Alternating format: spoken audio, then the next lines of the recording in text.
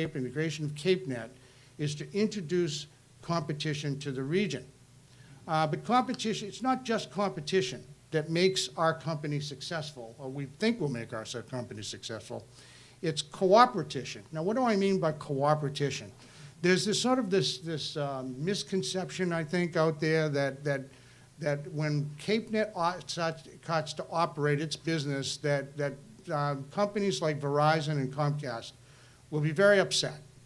Well, that's not necessarily true, because while we do compete with other service providers like Comcast, we also partner with them. And Verizon is a great example of how we cooperate with another service provider. For example, we lease poles from Verizon. We wouldn't be able to operate this fiber optic network without leasing poles from Verizon. Number two, we keep our optronic equipment in central offices that are owned by Verizon. So without those optronics, we would not be able to deliver a robust fiber optic network. Thirdly, we can't always use poles. We have to often go underground in order to pull the fiber to another location. Those underground conduits are often owned by and leased by Verizon. So there's at least 3 examples of where we have to cooperate with Verizon. Now let me give you another example. In the case of crossing the Taunton River, we couldn't do it without leasing some fiber from AT&T. So there's another example of where another service provider enables us to provide a better business to the Cape as a whole. So a couple of slides to make the point. This of course is when we're cooperating together, and this is the one where we're not being so cooperative with one another. But in any event, the idea is that when we win, the buyer wins. Everybody wins with competition. When it's cooperation with competition, it's even better. As Dan alluded to, the network is finished, or well, almost finished anyway. And we are finishing up some tidbits, so to speak, at least on the fiber side. We actually have built laterals to community anchor institutions to virtually 70 different buildings on the Cape. The only thing actually that's left to be done in a handful of them is to connect to the buildings. The actual pulling of the cable through the rights-of-way is actually done in all those laterals. We're now in the process of doing final testing on the entire network. And we already have an initial customer, which we'd like to announce today. Otis Air Force Base is our initial customer. We obviously are very proud of that because that is a very demanding customer. Their emphasis on reliability is obviously extremely important, and the fact that they chose us as their provider of fiber service, we're very proud of that.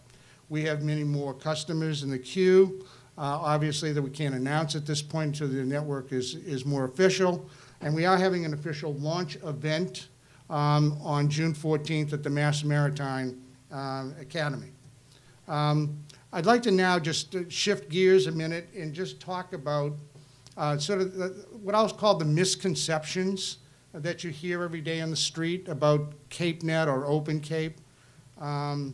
We often hear nothing has changed as a result of building this network. Well, nothing's changed yet. That's true. We're not really operational yet, so that's true.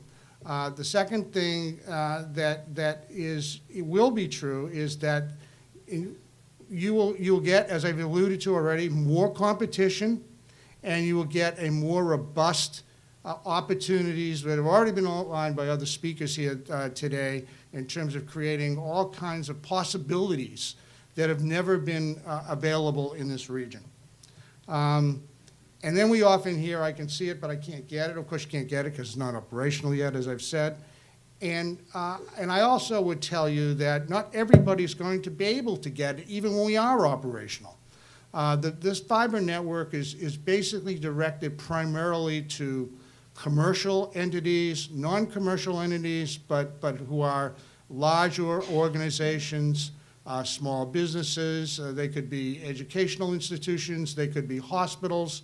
But what it's not primarily directed toward is residences. That's not to say that ultimately we may not service residences, much like a Comcast does, but that's not the thrust right now. The thrust is to build the backbone, which is this large middle mile network. Think of it as the trunk of a tree.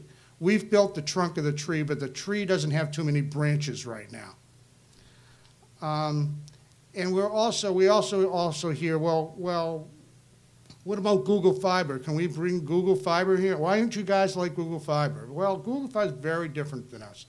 They already have a network in Kansas City, which is a large urban area. They're bringing one into Austin, which is also a large urban area. They're not really focused on rural and quasi-rural areas like this network is. This network actually extends to 37 different towns and cities. Google has nothing like that in mind. And as I say, Google they're trying to reach residences. Our initial thrust is building a middle mile network. And as Dan has also alluded to, very, very important, is that we're building a network here that's open access. Open access meaning that we will be offering the ability to offer other providers to come in and use our network. Whereas Google is a proprietary network owned by them and only for they're not allowing competition to come in and use their network. Very, very different kind of concept.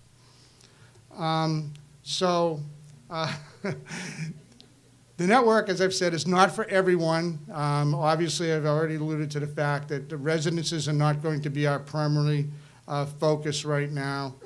But it does affect everyone, and that's really important.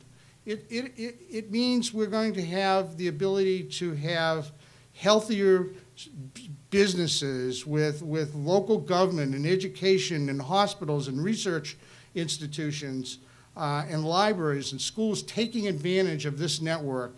And that means that even though you as an individual resident may not be able to get access to our service for your home, it means the community of Cape Cod, the region of southeastern Massachusetts, will benefit enormously from the presence of this network, which means that every resident indirectly will benefit from the presence of this network. There'll be other future opportunities, which I'll get into in a minute, but I don't want to really spend too much time on that right now. What I do want to spend time on just a little bit here is to tell you, given our limitations, the fact that we're not a national brand, the fact that we're local, the fact that the network is only built in certain areas of the Cape and southeastern Massachusetts, what's our focus in terms of customers? Our focus is on data-intensive organizations like a Woods Hole, for example, which needs massive amounts of data that flow through and take advantage of. It's mission-critical applications where such as a place like Otis Air Force Base, which does a lot of intelligence work. It's organizations that need a lot of security. Now, what do I mean by that? What I mean by that is that customers like hospitals, customers like an airport, customers like that have very important information that they like banks that can't afford to have that information shared with anybody else. They need security. And one of the things that this network does, in my view at least, that is not readily available by any other network in the region, is secured in an unparalleled basis. Why is that true? That's true because we offer a couple of different applications, which I'm going to bring up here, called dark fiber and wavelengths, that absolutely guarantees security. Dark fiber basically means that you can buy some of our fiber and you can light it on your own, and it's effectively you own the fiber, which gives you absolute security. We're not sharing that fiber for you with any other customer. And by the same token, there's something called the wavelength, which means that you own a certain portion of the light spectrum, and nobody else shares that portion of the light spectrum. This gives you unparalleled security.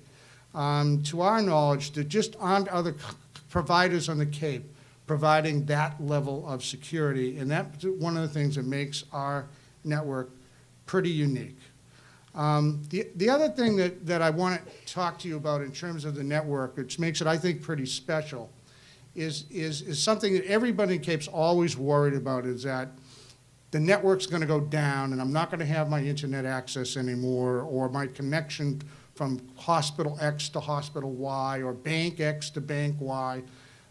One of the things that we've really focused on in the architecture of this network was what we call redundancy. And that means if something goes down in one place, it doesn't mean that the entire network goes down. So if the fiber is cut in a certain location, ordinarily, I think the common assumption is that, well, that means the fiber goes down until the cut is repaired or fixed. In the Open Cape network, that is absolutely untrue. You've heard reference to the fact that we have rings on the Cape, for example. What a ring basically means, if there's a cut in one location, the signal just reverses direction and goes to another location. That is a pretty advanced type of architecture that's not readily available, and it means that a cut in the network doesn't necessarily mean that the network will go down. There's another form of redundancy which we have, which is that we can come out of a building in two different directions. And so if there's a problem in one direction, the other direction, just from the virtue that you have two different connections you could have two different connections coming out of the same building going to another place. So you can actually do that on your own and tell us to come into the building in two different locations. And finally, that's not listed here, the third thing I want to talk about is we have our internet access actually goes to we have service in two different locations, which basically means that if one of our internet access server is down, the other one picks up. So we've got this, and all of this can take place in milliseconds, which is what I mean by sub-second failover. And there are other advantages to the network here, which I've listed, and I will not go through. But basically, this is not your father's network, if I could say it that way. This is a network that has very unique qualities that makes it a true 21st century network, far ahead of most networks, other than the most advanced networks that already exist in this country, like a Google network. So I think I'd just like to end on that note and tell you that it's been a pleasure to be here, tell you a little bit more about CapeNet. We look forward to our partnership with Open Cape. I think together we're going to do wonderful things for the region, and thank you for the opportunity to tell you something about us.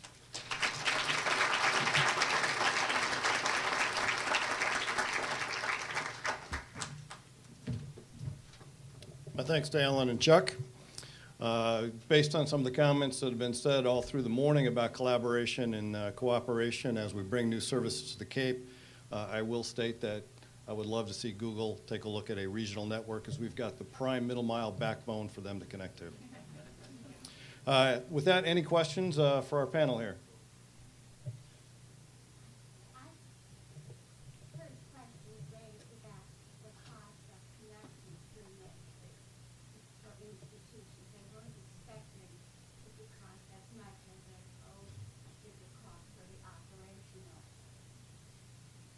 The question is on the costs that people were expecting for CapeNet and Open Cape connectivity. There has been a lot of discussion in the past about that, and it's hard to address without knowing specifically what institution, what organization, what product set was offered. The network was brought to the CAIs with no connection cost in terms of the physical construction aspect of that. That was paid under the grant, but NTIA rules are that there will be a service cost. Clearly, if we're not competitive, then we're not going to have any fun in the future. So each case will have to be dealt with on a one-on-one basis, but we do have to offer competitive pricing. Everybody gets to make their own decision on the broadband connection they have. There are some different deals that are in the works right now that, this isn't the right forum to discuss them, but we'll see how we go, and I'd like to follow up with you in particular. Alan, I don't know if you have any comments on that. That might, oh, that was not live.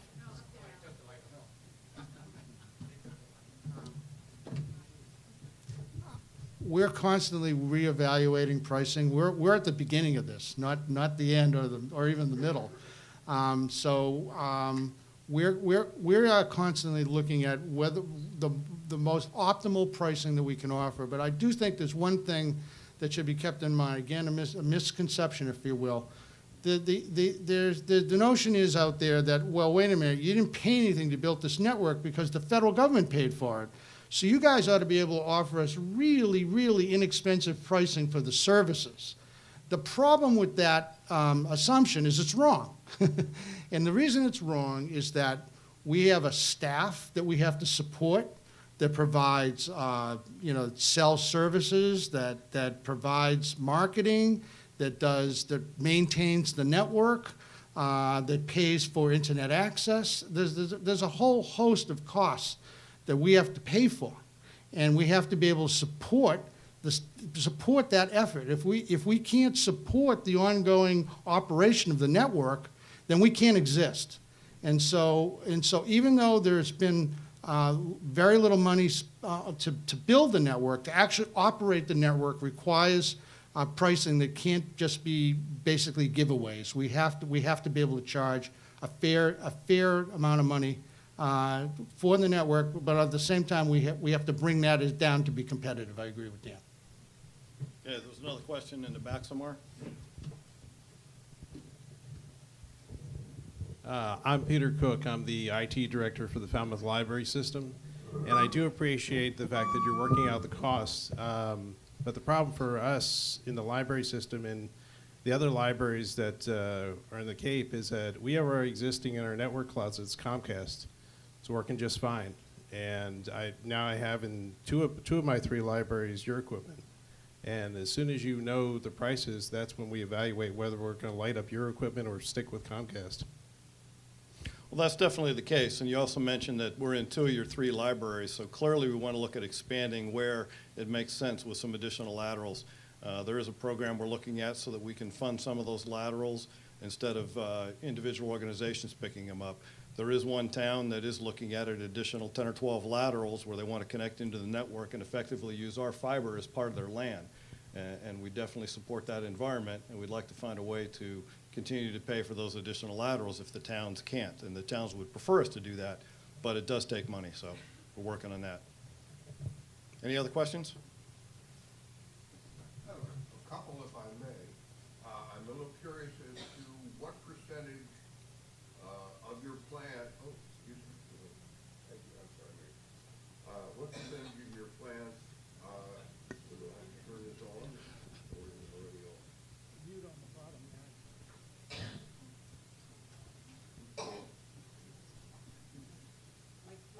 On the bottom, there's a mute. Go.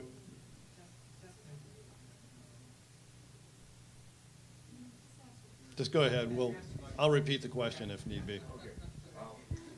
What percentage of your plant, how is it distributed between aerial on the lease pole, underground has been mentioned,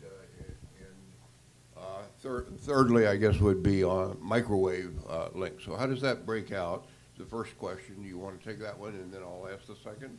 Yeah, most of the fiber is aerial fiber.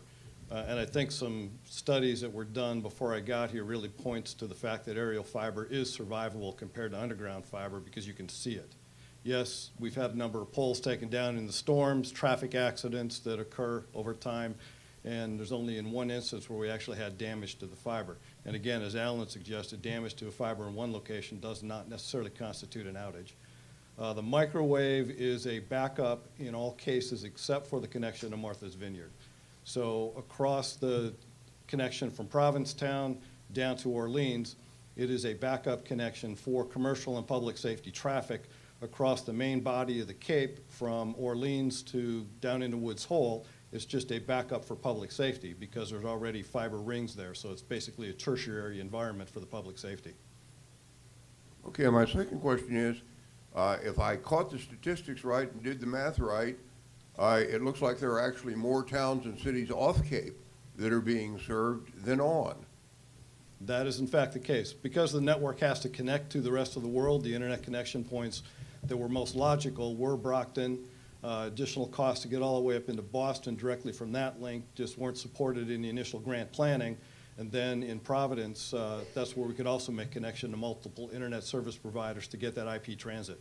So those connection points had to be made, otherwise fiber on the Cape wouldn't have gone anywhere.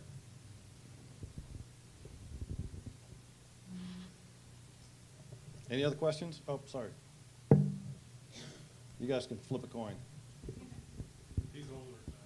I certainly am. Okay.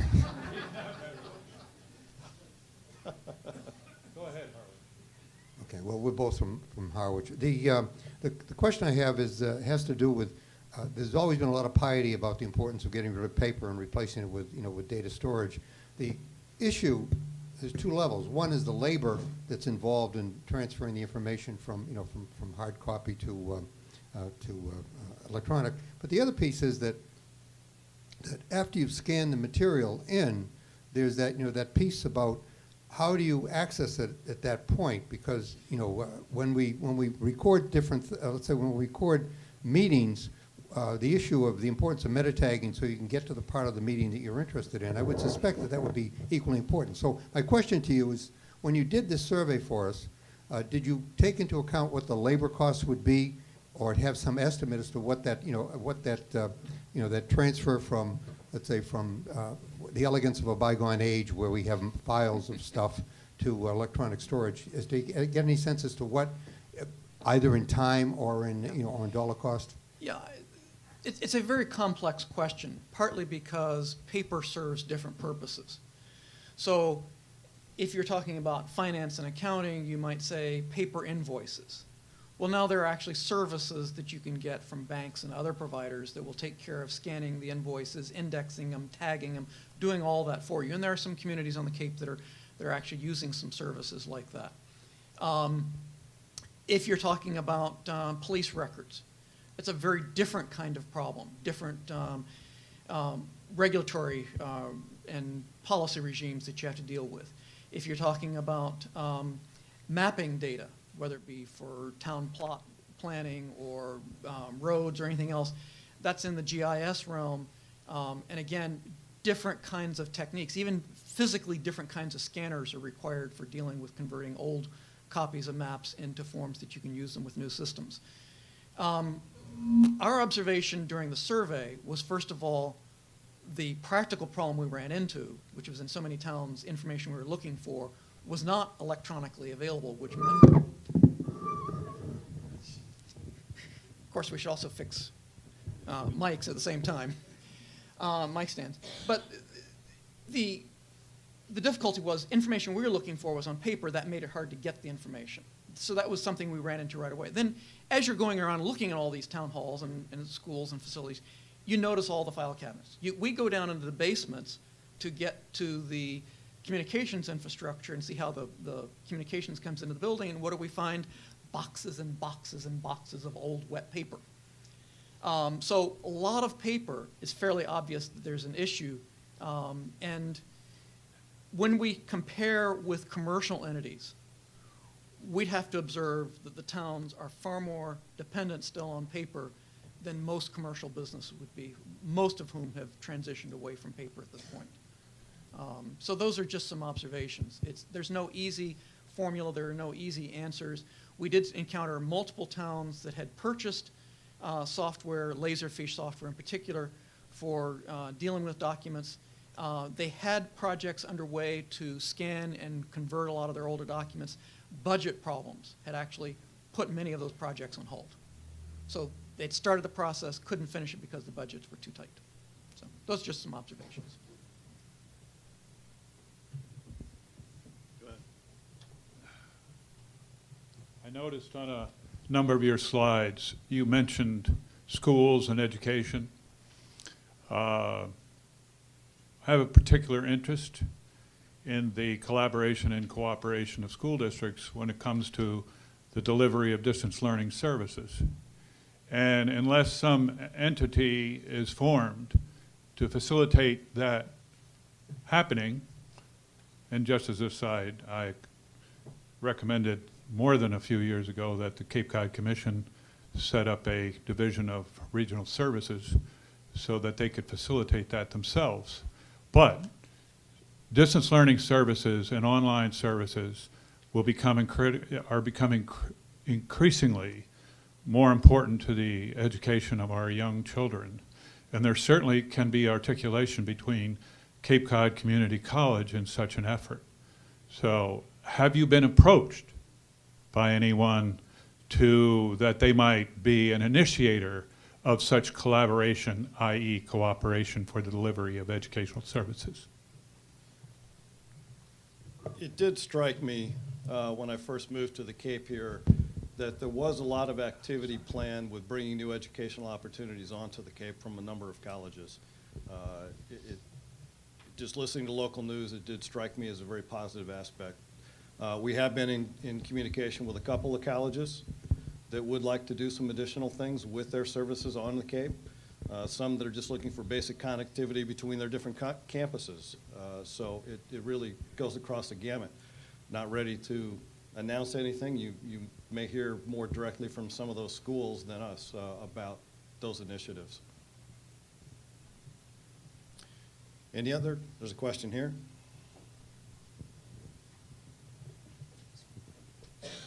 Hi, I've been excited about Open Cape since I first heard about it, but I'm wondering about marketing efforts nationally. I guess this is a question for Alan or maybe Wendy, but if there's efforts to let companies nationwide know about this who might want to come to the Cape and sail every afternoon after they're done with work, you know, who would never think of coming to the Cape otherwise. Oh. But that's the lunch talk? Well, Okay. I will state, though, that does become a focus of Open Cape, the economic development side, once the network is built. You know, we're so heads down on getting the network constructed. We've got pole infrastructures that were built in the 1930s that nobody remembers who owns them. So there's issues like that we're still dealing with at this late juncture in the network. But economic development and working closely with the chamber, with the county, with all the different economic development councils around the whole area, that'll become an increased focus for Open Cape in particular. I'm sure CapeNet as well will be looking at those different opportunities. Nationwide advertising, that's Wendy's budget. Oh, global, okay, good. Yeah, Alan, go ahead.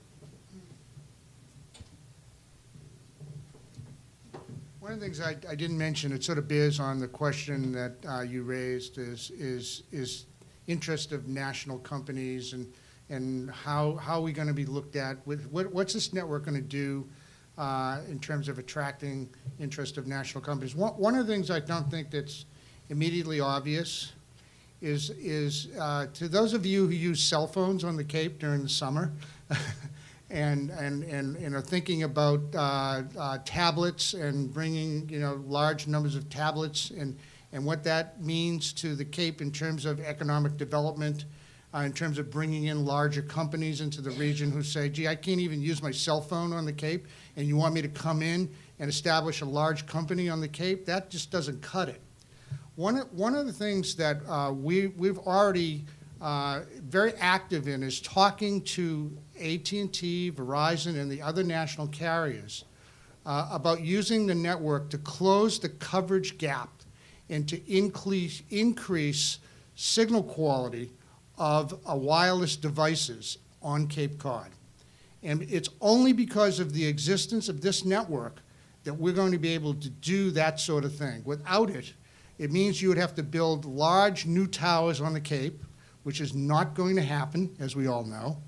But there are other technologies out there that are much different technologies, smaller technologies that are doable, that will dramatically improve the coverage for wireless devices on the Cape, as well as improve signal quality. And in fact, we're already talking to the town of Plymouth about doing a pilot for that sort of thing this summer, as one example. And it's the kind of thing that it's not just the partnership with the national wireless carriers that counts. It's what it's going to do for the overall attractiveness of the Cape to bring in additional businesses because they see a much more friendly wireless environment. With that, I think we've been able to run the schedule out a little late into the break time.